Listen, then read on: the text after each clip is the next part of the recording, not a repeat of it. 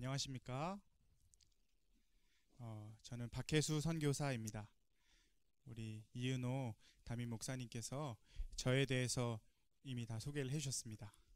너무나 감사드립니다. 또 농해인 선교를 위해서 도와주시는 우리 옥인교회와 또 관심을 주시는 성도님들께 또 은혜 감사를 드립니다. 저에 대해서 간단하게 소개해 드리도록 하겠습니다. 제가 3살 때 농아인이 되었습니다. 그 이유가 뭐냐면 열병을 굉장히 심하게 앓았었는데 병원을 가보려고 찾았는데 병원이 예전에는 많지 않았어요. 그래서 병원이 있나 없나 찾아봤는데 병원이 다 연 곳이 없어서 열병이 내리기 위해서 기다렸는데 그 해열제만 먹으면 해결이 되는 거였는데 해열제가 없어서 열이 내리지 않아서 결국에는 자연스럽게 열병 때문에 이제 청각장애인이 되었습니다. 나중에 시간이 흘러서 유치원을 다니게 되었는데요. 그때 다닐 때 선생님께서 농인 안 들리는 것을 알아차리시고 저를 데리고 특수학교에 보내는 게 좋겠다고 해서 특수학교로 전학을 가게 되었습니다. 특수학교 방문해 보니까 입모양으로 대화하는 훈련, 구화법을 배우게 되었는데요. 지금까지 그 후로는 농학교를 다니지 않고 건청인 학교를 다니게 되었습니다. 근데 문제는 뭐냐면 수업을 할 때 하나도 못 알아듣겠는 거예요. 때문에 공부도 잘 안 되고 너무 어려웠습니다. 그 단어 아냐고 선생님이 물어봤는데 그 의미를 몰랐습니다. 글자는 알아도 그 의미를 모르는 무식한 학생이었습니다. 그동안 교회는 어렸을 때부터 계속 다녔습니다. 그런데 교회를 다녀도 목사님이 설교하신 내용들을 하나도 못 알아들었기 때문에 자연스럽게 겉으로는 신앙이지만 믿음이 없이 그냥 교회를 다니기만 했습니다. 어느 날 농아인 친구를 만나서 그 친구가 평안교회 에바다부가 있다고 소개를 해주어서 평안교회 에바다부에 참석하게 되었습니다. 가서 수화를 보는데 수화에 대해서 이해되고 수화의 매력에 빠지게 되었습니다. 그 후로 수화에 관심이 생기게 되고 말씀도 더 잘 깨닫게 됐습니다. 성경에 대해서도 흥미가 더 깊게 되었습니다.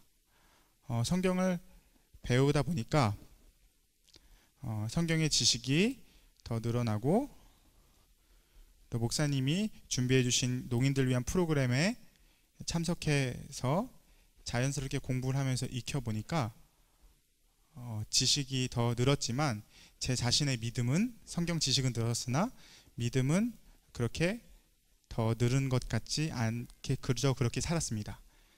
시간이 흘러서 성경의 한 문장을 발견하게 되었습니다. 여러분들도 아마 다 알고 있을 것입니다. 요한복음 3장 16절 말씀, 하나님이 세상을 이처럼 사랑하사 독생자를 주셨으니 이를 믿는 자마다 멸망치 않고 영생을 얻게 하려 하심이라. 하나님이 나를 많이 사랑하신다는 것을 느끼고 깨닫게 되었습니다.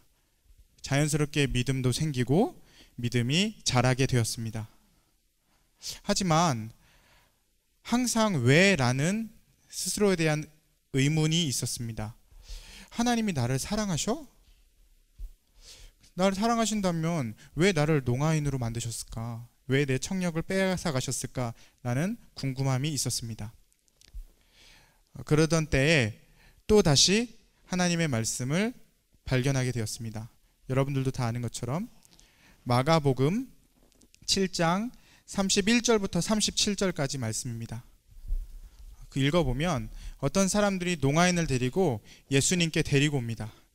예수님께 와서 안수한 후에 에바다라고 하니까 귀가 뜨이는 장면입니다. 그 기적이 일어나는 장면 여러분들 잘 아시죠?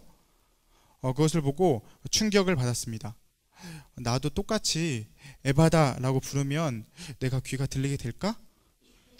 그렇게 생각하고 계속 외치고 기도했습니다.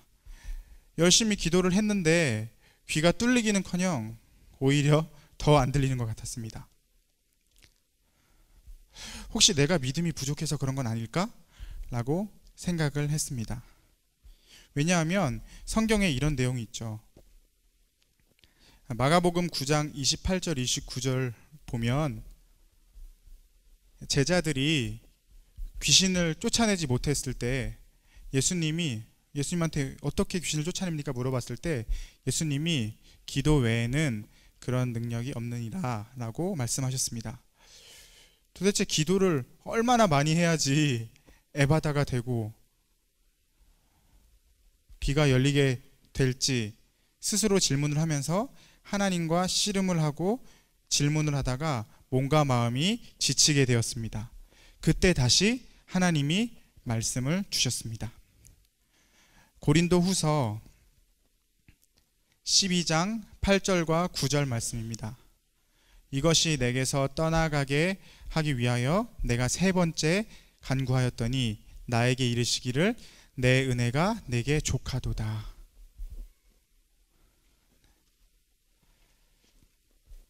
족하다라는 단어를 찾아보았습니다. 그 단어의 뜻이 무엇이냐면 부족함이 없이 넉넉하다라는 의미였습니다. 그런데 내가 농인이고 귀가 들리지 않는데 어떻게 내가 넉넉한가 라고 생각을 했습니다. 하지만 주변을 돌아보면서 느낀 것은 저와 같은 농아인들이 많이 있고, 그런데 저는 이미 복음을 들었지만 아직 농아인들 중에서는 복음을 듣지 않은 사람들이 있다는 것이었습니다.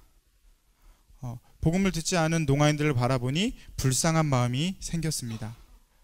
내가 복음을 들었기 때문에 그것에 대해서 감사한 마음을 가지고 이제 하나님 앞에 복음을 듣지 못한 농아인들을 찾아가서 예수님에 대해서 소개해주고 싶다라는 마음을 가지게 되었습니다. 예수님을 소개하는 증인이 되겠다고 결단하게 되었습니다. 그 후에 목사님이 소개해 주셔서 큰 건청인 교회 농아부에 들어가게 되었습니다.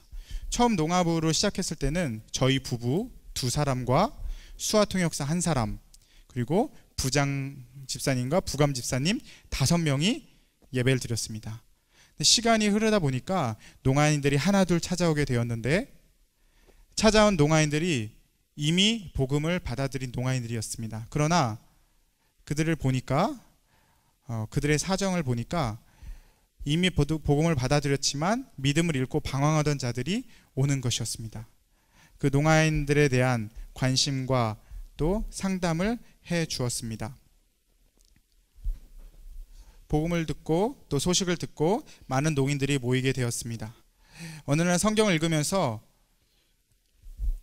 또 하나의 마음의 결심을 하게 되었습니다. 그 한 구절은 바로 사도행전 1장 8절 말씀입니다. 오직 성령이 너희에게 임하시면 너희가 권능을 받고 예루살렘과 온 유대와 사마리아 땅끝까지 이르러 내 증인이 되라 하시니라. 마지막에 나오는 단어를 보면 내 증인이 되라 라고 말씀을 하십니다. 이것은 예수님을 소개해 주는 사람이라는 의미입니다. 내가 예수님을 소개해 주는 그런 선교사가 되라는 말씀으로 받아들였습니다. 선교는 보통 다른 나라에 가서 하는 해외 선교로만 생각을 했는데, 복음을 받지 못한 모든 지역에서 복음을 전하는 자가 선교사라는 것을 깨달았습니다. 하지만 이미 국내에서는 많은 교회들이 세워져 있고, 그렇기 때문에 국내 말고 자연스럽게 해외로 눈을 돌리게 되었습니다. 해외로 눈을 돌리면서 반대로 한국에 이전에 왔었던 역사 속에 있는 선교사님들에 대해서 생각을 하게 되었습니다.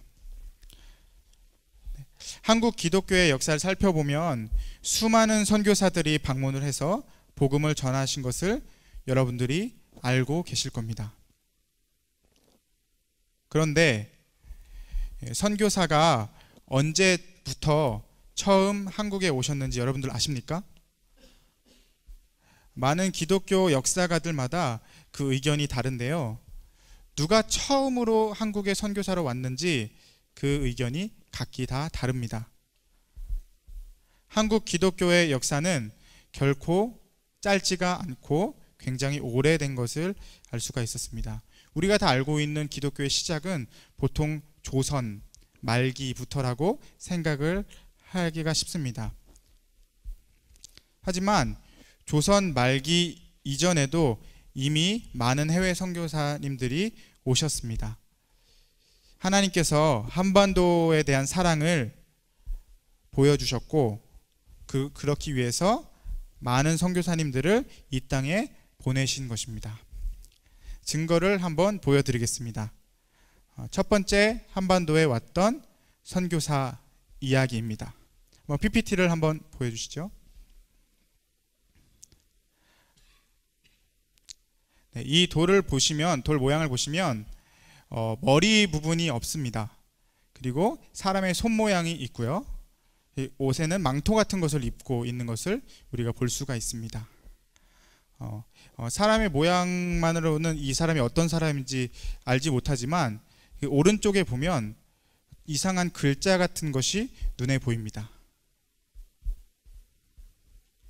이 글자 보니까 한글도 아니고 또 한문도 아니고 우리가 보기에는 무슨 단어인지 알 수 없는 글자입니다. 이 사람이 누구일까? 많은 사람이 이야기했는데 다음 보겠습니다. 거기 나와 있는 글자가 히브리어라는 이야기를 합니다. 그리고 오른쪽에서부터 읽으면 도마라는 글자가 쓰여 있다고 합니다. 도마가 정말 한국에 왔을까? 생각을 하게 됩니다. 유대에서 이스라엘에서 한국까지는 거리가 굉장히 멉니다. 배를 타고 가야 됐고요. 또 그러한 역사적인 증거가 없기 때문에 그것이 실제일까라는 생각도 들었습니다. 그런데 증거가 하나 더 있습니다. 다음. 이 교회는 인도 첸나이 지역에 있는 도마 기념교회입니다. 도마가 인도에 방문해서 선교를 하다가 순교를 당했던 곳에 바로 이 교회가 세워져 있습니다. 교회뿐만이 아니라 도마를 기념하는 성당도 인도에 있습니다. 도마가 인도에 방문했다는 기록이 있는 것이죠. 근데 여러분들이 잘 알고 있는 가야국 아시죠? 가야국의 왕인 김수로 왕의 아내가 바로 허황후라는 사람인데 둘이 만나서 결혼했다는 이야기를 여러분들이 아실 겁니다. 그런데 이 허황후가 누구냐면 바로 먼 나라 인도에서 배를 타고 온 사람이라고 합니다. 가야국에 방문했다고 합니다. 그래서 결혼을 했는데 그 중에서 이 허황후가 누구와 함께 오게 되냐면 사도 도마와 함께 한국에 왔다는 이야기가 있었습니다. 다음 한번 눌러주시고요. 네, 다음. 이스라엘에서 인도로, 인도에서 조선으로 배를 타고 아마도 한반도에 왔을 것입니다.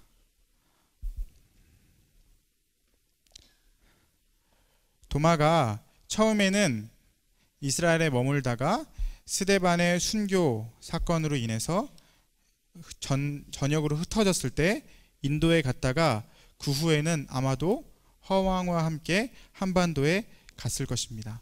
어떻게 보면 한국의 첫 번째 선교사가 도마일 수도 있겠다라는 생각을 들었습니다. 아마 도마가 아니더라도 누군가가 첫 번째로 선교사로 왔을 것입니다. 두 번째 한반도에 왔던 선교사 이야기입니다. 화면을 보시면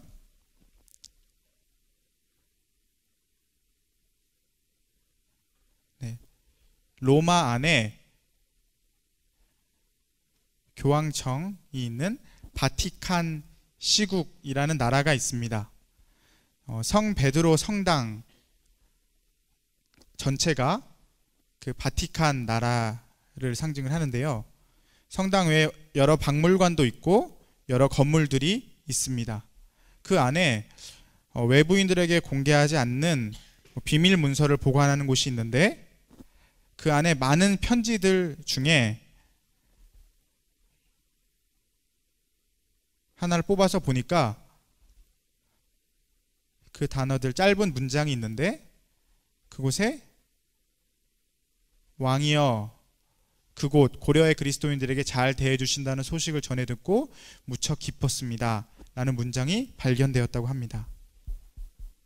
그 곳을 바로 고려인데요. 고려, 우리 코리아라고 부르는 고려 나라라고 볼 수가 있습니다. 고려 시대 때 이미 그리스도인들이 있었고 또 그리스도인을 전하기 위해서 선교사들이 가게 되었다는 겁니다. 이미 유럽에서 기독교로 변하고 있었는데 한국에도 기독교가 들어왔던 것으로 보입니다. 이런 증거들을 보다 보면 한국의 기독교 역사가 결코 짧지 않다는 것을 알 수가 있습니다. 기독교 역사는 아주 오래되었고 이미 예수님의 그 지상 명령으로부터 시작해서 한반도까지 많은 선교사들이 오게 된 것이라고 볼 수가 있습니다. 나라가 바뀌고 망하고 새로운 나라가 세워져도 선교사가 아시아로 또 한반도로 파송된 것입니다. 한국의 기독교 역사를 보면서 많은 것을 느끼게 되었습니다. 느낀 것이 무엇이냐면 바로 복음에 대해서 내가 그것을 보답하자, 갚자는 것이었습니다. 많은 외국의 선교사님들이 왔기 때문에 신앙이 성장하였던 것처럼 그 받은 은혜들을 감사하는 마음을 가지고 다른 곳에 선교를 가서 갚아야 되겠다는 것이었습니다. 혹시 보답하기에는 내가 너무 부담이 되는 것은 아닐까? 누가 저에게 물어봐도 그러나 저에게는 큰 부담이 없었습니다. 왜냐하면 성경에 이와 같이 써 있기 때문입니다. 사도행전 1장 8절 말씀입니다. 오직 성령이 너희에게 임하시면 너희가 같이 한번 읽어보겠습니다. 시작. 오직 성령이 너희에게 임하시면 너희가 권능을 받고 예루살렘과 온 유대와 사마리아와 땅끝까지 이르러 내 증인이 되리라 하시니라. 아멘. 이것은 예수님의 말씀, 예수님의 명령입니다. 전능하신 하나님의 아들이신 예수님의 명령인 것이지요. 이 명령을 들었는데 어찌 제가 불순종할 수 있겠습니까? 그리고 성령을 주시고 권능을 주신다고 약속하셨으니 순종하는 마음과 함께 그 지상 명령을 받들고 선교사가 되기로 마음을 결정했습니다. 하지만 선교사가 되는 것이, 선교사라는 것이 여러분들이 알고 있는 선교사가 아닙니다. 선교가 아까도 말씀드렸지만 단순히 다른 나라에 나가서 복음을 전하는 것만이라고 생각할지 모르겠지만 더욱더 큰 의미가 있다고 생각합니다. 선교사는 성경에 나온 예수님의 말씀대로 이해하시면 됩니다. 우리 PPT를 한번 또 보겠습니다. 다음. 사도행전 1장 8절 말씀 보면 네 지역이 나오는데요. 먼저 첫 번째는 예루살렘, 두 번째는 온 유대, 세 번째는 사마리아, 네 번째는 땅끝이라는 네 곳의 지명이 등장을 하게 됩니다. 먼저 처음에는 예루살렘이 나오게 됩니다. 예루살렘은 이스라엘의 수도로 중심 도시입니다.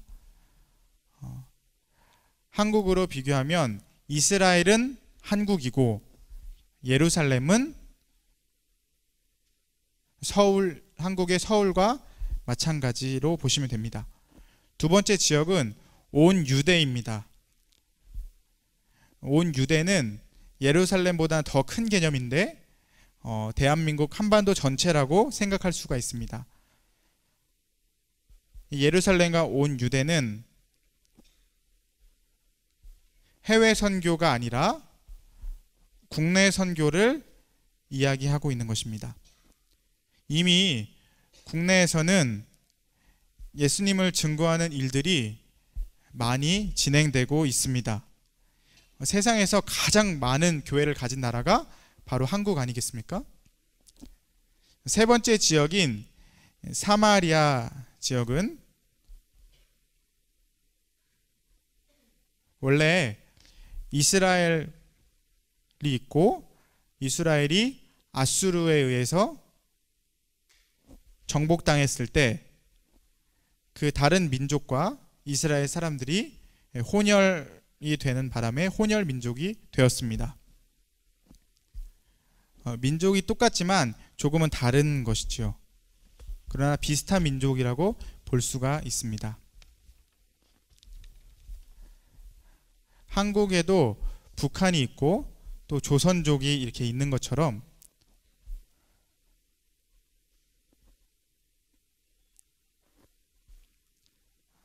한국에서 퍼져나간 전 세계에 펴져 있는 한인들이 바로 이 사마리아라고 보시면 되겠습니다.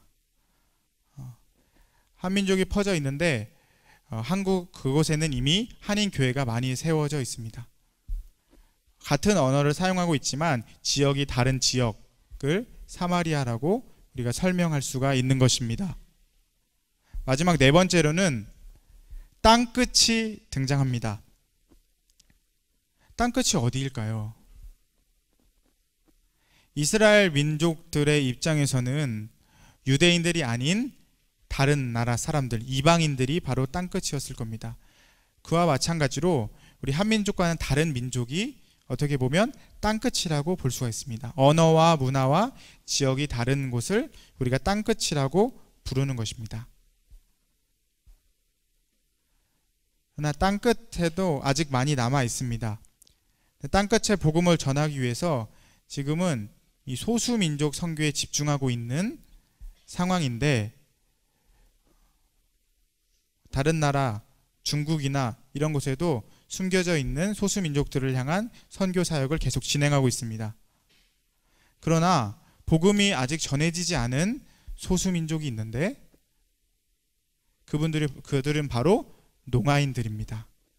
왜냐하면 농아인들은 건청인들 중심의 선교가 진행이 되기 때문에 농인들은 자연스럽게 선교에 있어서 소외되는 부분이 많이 있기 때문입니다. 등잔 밑이 어둡다라는 속담이 있습니다. 환한 불이 비치면 그 뒤편에 등잔 밑에는 자연스럽게 어두운 그늘이 생기는 것처럼 청인들을 중심으로 선교가 흥황하는 사이에 귀가 막혀있는 농인들은 수화가 없기 때문에 복음에 소외되고 복음을 듣지 못한 채 어두운 상황 가운데 방황하게 되는 것입니다. 그래서 아시아에서 각 나라들마다 제가 방문을 해서 조사를 해보았습니다. 필리핀과 중국 다녀왔는데 다행히도 두 나라에는 농인 교회가 이미 많이 세워져 있었습니다. 또 베트남과 태국 또 라오스에도 방문해 보니까 비록 수는 많지 않지만 이미 농아인 교회가 있는 것을 발견하게 되었습니다. 또 말레이시아, 인도네시아에도 농인 교회가 이미 있습니다. 그런데 다 섬으로 이루어진 나라이기 때문에 아직도 선교사들이 더 필요한 상황입니다. 그런데 캄보디아를 방문했는데 캄보디아는 어떨까요? 우리 손마가 선교사님 잘 아시죠? 손마가 선교사님과 함께 리서치를 갔었습니다.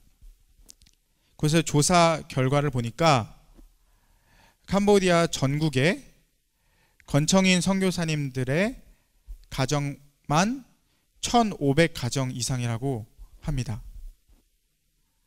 캄보디아의 수도인 프놈펜에서만 500가정 이상의 건청인 선교사 가정이 있습니다. 또 그 지역 안에 한국 사람들 수가 10,000명이 넘는다고 합니다. 프놈펜에. 한국 마트도 있고요. 한국 시장도 있고요. 그러나 농인들을 위한 교회, 건청인 농아부는 하나도 없는 것이었습니다. 다른 나라에 가서 농인들과 연락해서 물어보니까, 캄보디아 농아인 교회가 있냐고 물어보니까 대답이 무엇이냐면 캄보디아에는 농아인 교회가 없다는 것이었습니다. 캄보디아를 방문해서 농아인 협회에 방문해서 대화를 한 적이 있습니다. 똑같은 질문을 했는데 농아인 교회가 있냐는 질문에 교회는 없다고 이야기를 했습니다. 대신 기독교 유사 종교가 있는데 뭐냐면 여호와 증인만 점점 더 그 세를 불려가고 있다고 합니다. 여호와 증인의 세가 무섭게 늘어나고 있는 상황이라고 이야기를 들었습니다. 이 이단이 건청인뿐만이 아니라 농아인들까지 선교를 하면서 농아인까지 파고 들어가게 된 것입니다. 그 내용을 듣고 저는 충격을 받았고 가슴이 먹먹해지면서 눈물이 났습니다. 캄보디아에는 이렇게 교회가, 건청이 교회가 차고 넘치는데 왜 농인들을 위한 교회가 없을까? 왜 그럴까? 다음 장면을 한번 보십시오. 이곳은 프놈펜에 있는 농아인 협회입니다. 농아인 협회를 방문했습니다. 이것은 농인 직원만 6명이나 되는 큰 기관이었습니다. 인건비라든지 관리비라든지 이 지원은 NGO 단체로부터 지원을 받게 되는데요. 이 NGO 단체는 기독교 재단이었습니다. 근데 기독교 단체였음에도 불구하고 또 물질적인 도움은 있지만 농아인들에게 복음을 전하는 도움은 없어서 이상하다는 생각을 했습니다. 농아인 협회를 맡고 있는 회장님도 농아인인데 캄보디아 사람이 아니라 미국 사람이었습니다. 미국 농인이었습니다. 미국인 회장이 미국 NGO에서 지원을 받아서 설립을 하고 운영을 하고 있던 농아인 협회였던 것입니다. 그러나 정작 지원하지만 복음을 전하지 않는 모습을 보고 너무 마음이 답답했던 적이 있습니다. 다음 보여주시죠. 이곳은 푸놈펜에 있는 농맹인 학교입니다. 네, 캄보디아에서 제일 큰 특수학교라고 합니다. 학교 건물 보시면 아시겠지만 너무 좋고 크고 시설이 잘 되어 있습니다. 그리고 학생들 수도 굉장히 많이 있습니다. 우리나라와 비교하면 수화 교육도 훨씬 더 잘 되어 있는 것을 발견할 수 있었습니다. 그런데 문제는 뭐냐면 협회하고 마찬가지로 교장이 캄보디아인이고 또 운영도 똑같이 NGO 단체로부터 도움을 받지만, 그러나 그곳에서도 복음이 전해지지는 않았습니다. 농아인 협회, 농맹학교 두 곳을 다 방문했지만 기독교 재단으로 세워졌지만 복음이 전해지지 않는 모습에 너무 실망을 하였습니다. 우리 주변을 살펴보면 십자가가 달린 건물들이 많이 보입니다. 정말로 건청인들을 위한 선교, 건청인들을 위한 선교는 정말 잘 되어 있습니다. 그렇지만 농인 선교는 아직 어둠 가운데 있습니다. 등잔 밑에 있습니다. 어두운 곳에 사는 많은 캄보디아 농인들이 복음을 듣지 못한 채 어떻게 지내게 될까요?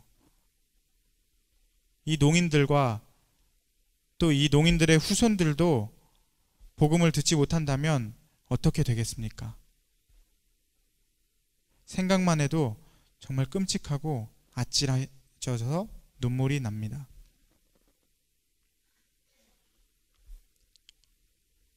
우리가 외면했던 농아인들을 복음화하는 곳이 바로 땅끝이며 해외 선교 못지않게 마지막까지 해야 할 일이 바로 농인 선교인 것입니다. 저는 캄보디아에 2번이나 갔다 왔습니다. 캄보디아에 가서 가면 내가 복음을 잘 전할 수 있을까? 캄보디아에 가서 농인 선교를 하기 전에 다른 권청인 교회, 한국 교회의 후원을 내가 받을 수 있을까? 저희 가족과 함께 캄보디아 가서 그 선교지에서 잘 정착할 수 있을까? 캄보디아의 언어와 문화가 완전 다르고 어렵다는데 내가 그것을 잘 배울 수 있을까? 가족과 친척들, 주변에 아는 사람들조차도 다 반대를 했습니다. 그 이유는 뭐냐면 제가 농인이기 때문입니다. 농인이기 때문에 가지 못할 거라고 이야기를 하는 거였습니다. 그 이야기를 듣고 많은 고민을 했습니다. 이런 고민을 하다 보면 당연히 에이 못 가, 포기하는 게 낫지 라고 생각하는 게 당연할 겁니다. 하지만 고민할 때에 하나님께서 우리 가정에게 분명하게 보여주셨습니다. 열왕기상 19장 18절 그러나 내가 이스라엘 가운데 7,000명을 남기리니 다 바알에게 무릎 꿇지 아니하고 다 바알에게 입맞추지 아니한 자니라. 그 말씀을 읽으면서 자기 혼자 남았다고 착각했던 엘리야에게 하나님이 확실하게 7,000명의 동역자가 있다는 것을 보여주셨습니다. 하나님이 저에게 직접 보여주신 것이 있습니다. 캄보디아에 가서 4사람의 동역자를 만나게 되었습니다. 누구냐면 옥인교회에서 파송하신 정두환 선교사님을 먼저 첫 번째로 만났습니다. 그리고 오랫동안 캄보디아에서 선교 사역을 하셨던 문상섭 선교사님, 그리고 그의 현지인 제자인 캄보디아 사람인 라띠라는 사람도 만나게 되었습니다. 또 복음을 전하는 중에 또 손마가 선교사님의 도움도 많이 받게 되었습니다.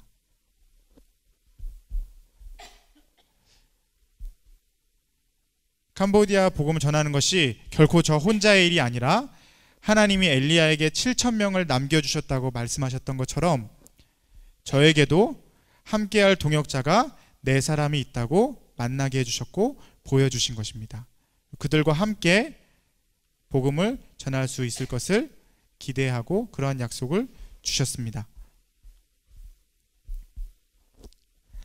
하나님께서 저에게 뿐만이 아니라 저의 사랑하는 아내에게까지 확신을 주셨습니다. 아직 확신이 없던 아내와 제가 함께 캄보디아에 가서 하나님께서 보내주신 4명의 동역자들을 보고 감동을 받았습니다. 감동을 받고 돌아온 아내도 지금은 저와 함께 가기로 결정을 하였습니다. 사랑하는 아들에게도 확신을 주셨습니다. 아빠로서, 부모님으로서 선교 캄보디아 가게 되는데 너희들도 따라올 거니? 라고 물어봤을 때 아들 셋이 하나같이 저도 따라갈게요. 아버지 어머니가 가니까 저도 충분해요. 따라가겠습니다. 라고 말을 하는 것이었습니다. 하나님께서 이렇게 많은 것을 보여주셨는데 제가 어떻게 안 가겠다고 거부할 수 있겠습니까? 캄보디아에서 농인 영혼들이 이렇게 많이 죽어가고 있는데 어떻게 제가 가기 싫습니다라고 말할 수 있겠습니까?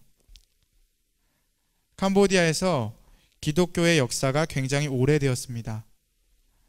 하나님은 많은 한국 선교사들을 캄보디아에 보내셨습니다. 건청인들과 교회의 역사는 길지만 농인교회의 역사는 거의 없습니다. 그 역사가 짧고 없다는 것은 결국에 수많은 농인들이 그 영혼들이 복음을 듣지 못하고 죽어가고 있다고 봐야 합니다. 그들을 위해서 선교하지 않는 것은 농인 영혼들을 사망에 방치하는 것이나 마찬가지입니다.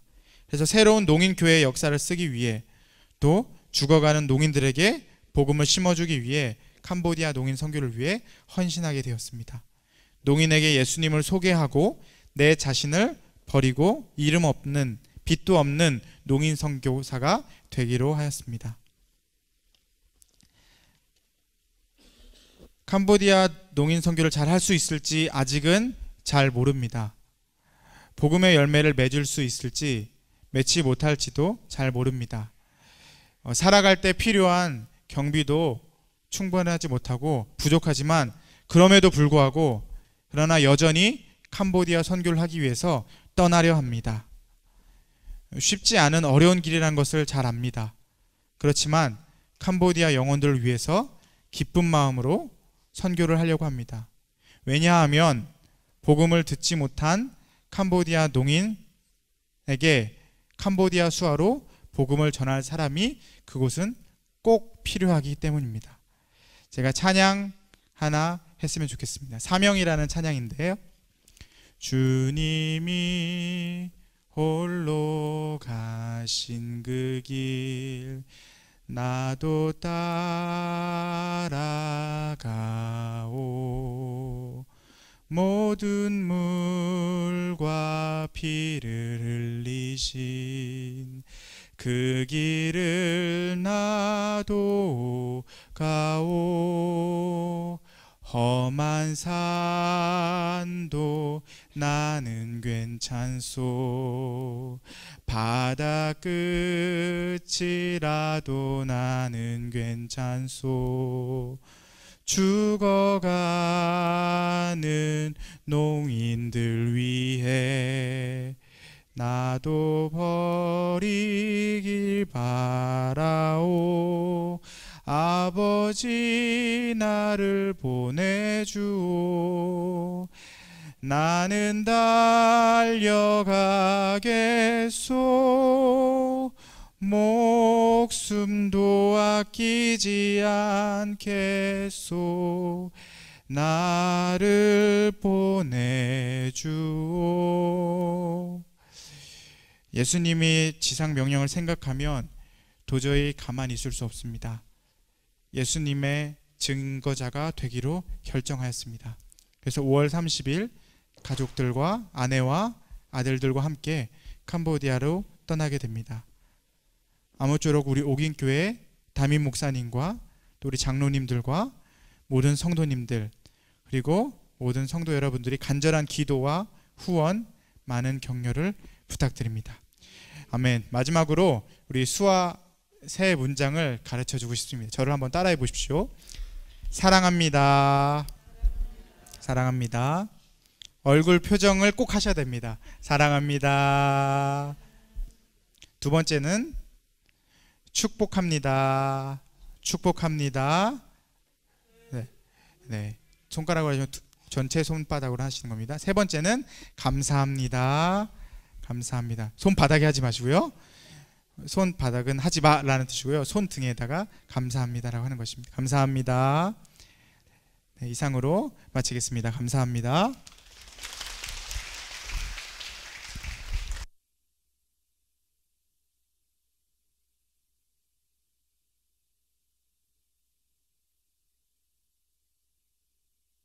예, 복음이 얼마나 위대하고 강력한가를 우리 박혜서 선교사님 통해서 다시 느끼게 되었습니다. 손마가 선교사님께서 중국에서 농인 훈련을 시키시는데 한국에서도 많은 분들을 세워가시는 수화 전문가신데 우리 박혜서 선교사님 파송을 위해 기도해달라, 어느 교회든 나서줘야지 파송이 되는데 하면서 저한테 이렇게 넌지시 말씀을 하실 때 작년에 정도한 선교사님 파송했는데 한 해에 한 가정을 파송하기에는 옥인교회가 너무 힘겹다, 이제 그 생각을 했거든요. 그래서 제가 아까 신뢰를 무릅쓰고 파송교회에서 매달 얼마를 지원합니까? 그랬더니 너무 적은 금액을 지원하는 거예요. 그래서 그것의 2배는 우리가 할 수도 있는데 그렇게 적은 금액으로 파송을 받았구나 하는데, 돈은 전혀 이분에게 문제가 아니었고 사모님과 함께 믿음을 가지고 첫 발을 내디디니까 노에서도 돕고 또 여러분들이 도와서 또 생활을 할 수 있을 만큼 하나님이 채우신 것을 보았습니다. 땅끝은 아프리카라고 보통 보는데 사실 농인들이 곳곳에 가보면 방치되어 있는 가운데 있기 때문에 오늘 박혜수 선교사님의 성경 해석대로 멀리 있는 사람이라기보다는 듣지 못하는 사람들이 땅끝에 있는 사람이라고 해석하는 것이 맞다는 생각이 듭니다. 옥인교회 여러 장애인들을 보내주셨는데 또 장애인 선교에도 우리가 눈을 뜨고 또 열심을 다해서 앞으로 달려가는 귀한 계기가 되었으면 좋겠습니다.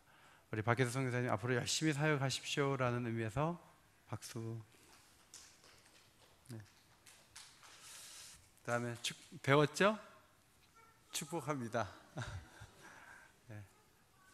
축복합니다. 이거 여러 번 하면 막 축복하는 거예요? 축복합니다. 우리 박혜수 선교사님의 그 사역을 위해서 기도해 주시고 가다가 이제 카드를 받으실 텐데 배연숙 선교사님도 굉장히 인품이 좋으시더라고요. 배연숙 선교사님도 18살까지 이렇게 소화도 전혀 못 배우고 있었대요. 그러다가 뒤늦게 배운 다음에 복음을 크게 받아들이는 케이스인데 이제 선교지에 가면 정말 소화를 전혀 못 배운 상태에서 청년이 된 사람도 많이 있을 텐데 나도 그런 사람이다 라고 얘기하면서 소화도 가르쳐주고 복음을 전할 것 같아요. 우리 배연수 선교사님 사역을 위해서 기도해 주시고 이름이 종환이 종민이 종호인데 5학년 3학년 그리고 이제 미취학 아동 1명 그리고 남자아이 3인데 아마 정다운 선교사님 그 자녀들 보낸 호산나 학교에 이 아이들이 다 가서 공부를 할 것 같습니다. 캄보디아에 가서 농인 영혼에게 힘있게 복음을 전하는 농인 선교사가 될 수 있도록 여러분이 기도해 주시기를 바랍니다.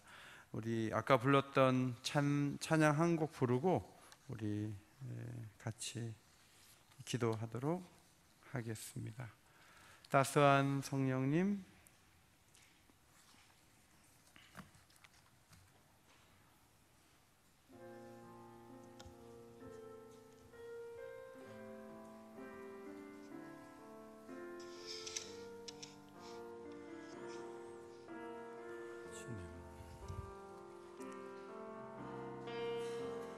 따스한 성령님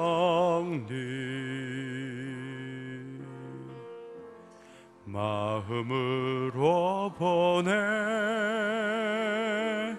내 몸을 감싸며 주어지는 평안함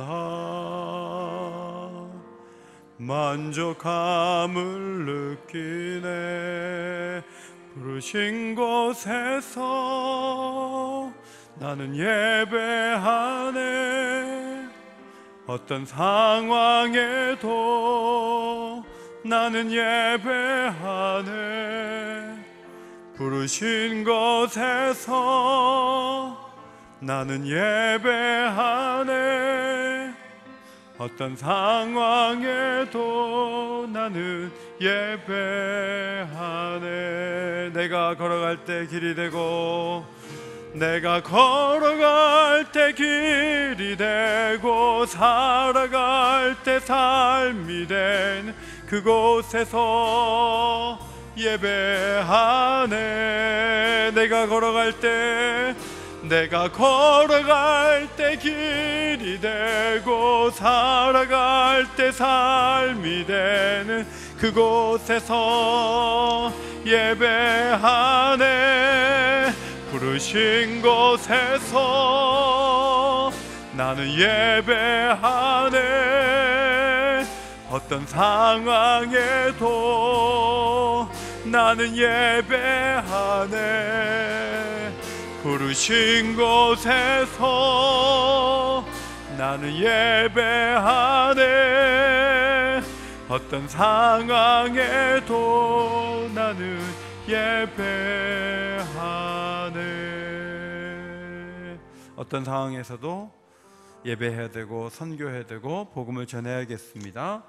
우리 박혜수 선교사님 캄보디아에서 잘 정착하게 하시고 캄보디아로 또 수화를 배우고 복음을 전하고 하나님의 귀한 사역을 잘 감당할 수 있도록 배현수 선교사님과 사랑하는 새 아들에게 은혜와 사랑을 더해 주시고 또 철저한 계획을 세우고 좋은 팀을 만나고 협력할 수 있도록 모든 사역 가운데 성령으로 기름 부어 주시고 또 우리 손마가 선교사님, 정도한 선교사님, 푸놈펜 땅에서 또 애쓰는 모든 선교사님들을 위해서 기도해 주셔서 우리 박혜수 선교사님의 사역에 놀라운 열매를 거둘 수 있도록 하나님 은혜 더하여 주옵소서. 우리 두 손 드시고 주님을 한번 크게 부르짖고 기도하겠습니다.